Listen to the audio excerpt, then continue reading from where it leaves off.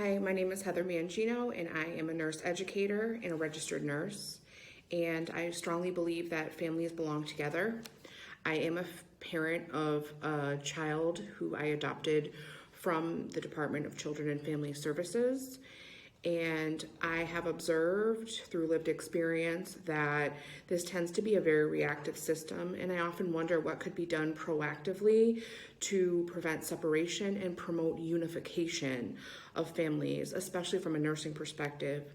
Nursing can assist with parenting education, classes and support groups, community child care centers, collaborate with other practitioners and social workers to increase housing access, and more.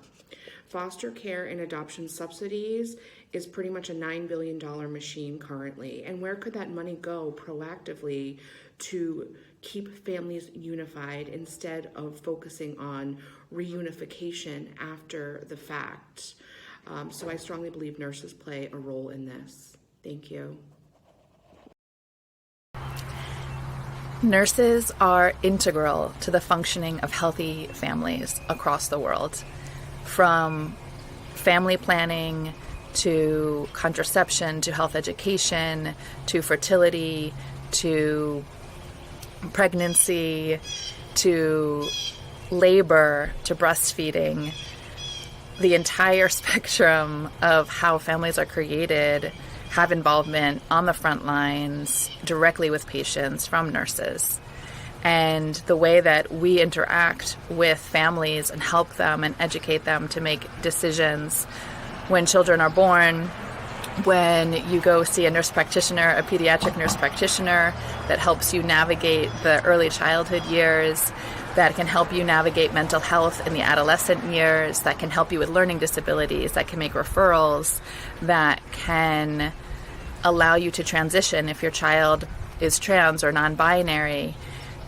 There are so many ways that nurses are integral, from your camps to your schools, all the way through to older age, when nurses are also assisting and guiding families towards how you care for loved ones that are aging. We are in the entire spectrum of families from cradle to grave, and that is where we belong.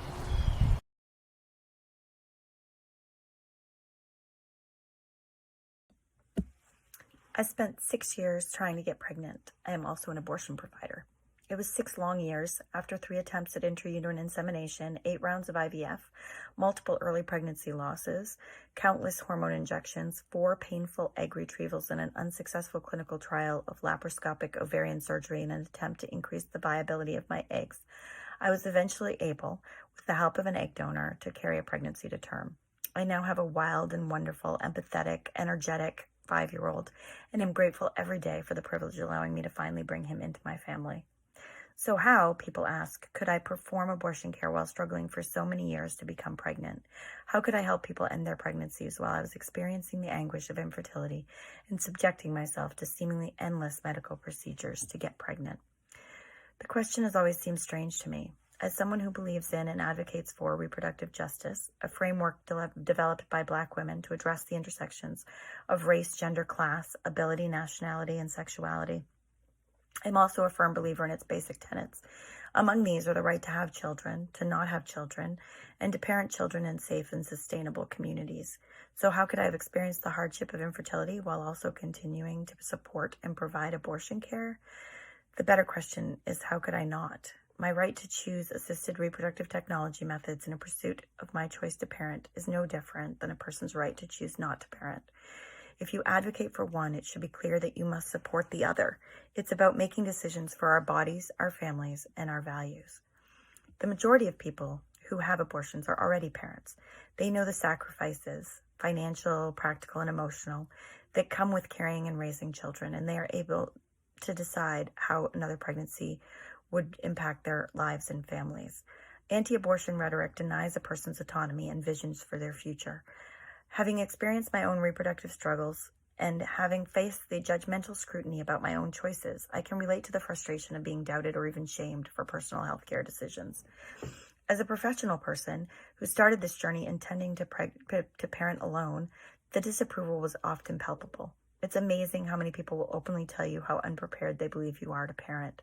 It felt terrible for me, and I cannot imagine what that experience is like for a young single person who's pregnant and carrying even more age-based judgment around their decisions to parent or not to parent. What I've learned from being both an abortion provider and a person struggling with infertility is simple. The time has more than come for the world to respect our decisions about our families and our futures, regardless of what they might be. My experience forced me to consider the infinite range of individual circumstances that contribute to people's healthcare decisions. It forced me to consider the privilege that allowed me to undergo round after round of IVF, and to remember that many do not share that privilege, which also puts access to many types of reproductive health care, including abortion and ART, out of reach. To that end, just as we work to make abortion care more accessible, we should do the same for ART. And here, I find another point of connection between my personal experience with infertility and my work in abortion care.